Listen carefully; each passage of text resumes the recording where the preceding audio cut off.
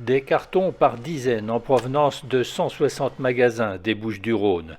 Selon les premiers retours, pas de chute des dons malgré l'inflation, les consommateurs ont été généreux. On va avoir au moins, je pense, les 240 tonnes qu'on a eues l'année dernière. Donc là, la collecte, c'est 12% de tout ce qu'on va distribuer pendant l'année. Donc c'est vrai que c'est très important. On s'était dit qu'il fallait absolument qu'on puisse avoir des produits d'hygiène. Et ça tombe bien parce qu'en effet, le public a répondu et on a beaucoup de produits d'hygiène. Et puis, alors des produits bébés, c'est aussi important puisqu'on savez qu'on a quand même 2800 bébés sur le département que l'on aide. Et donc, avoir des couches, avoir des produits d'hygiène pour bébés, des petits pots, ça c'est important. 2200 bénévoles se relaient tout ce week-end dans le département.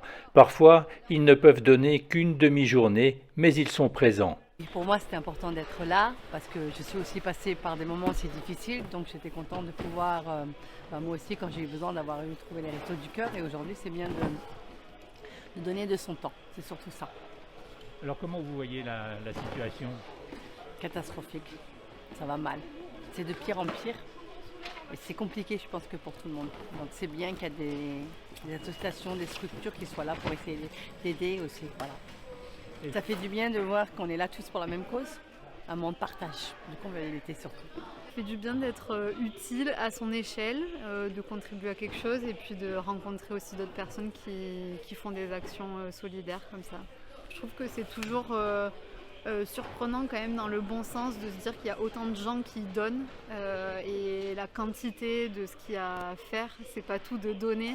Mais il y a aussi toutes les personnes qui se mobilisent pour faire en sorte que ça arrive jusqu'aux personnes qui en ont besoin.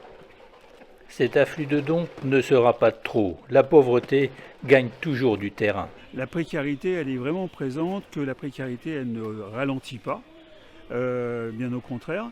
Et oui, c'est un constat. C'est un constat, c'est-à-dire qu'on a le même nombre de familles sur l'hiver 22-23 que sur cet hiver-là.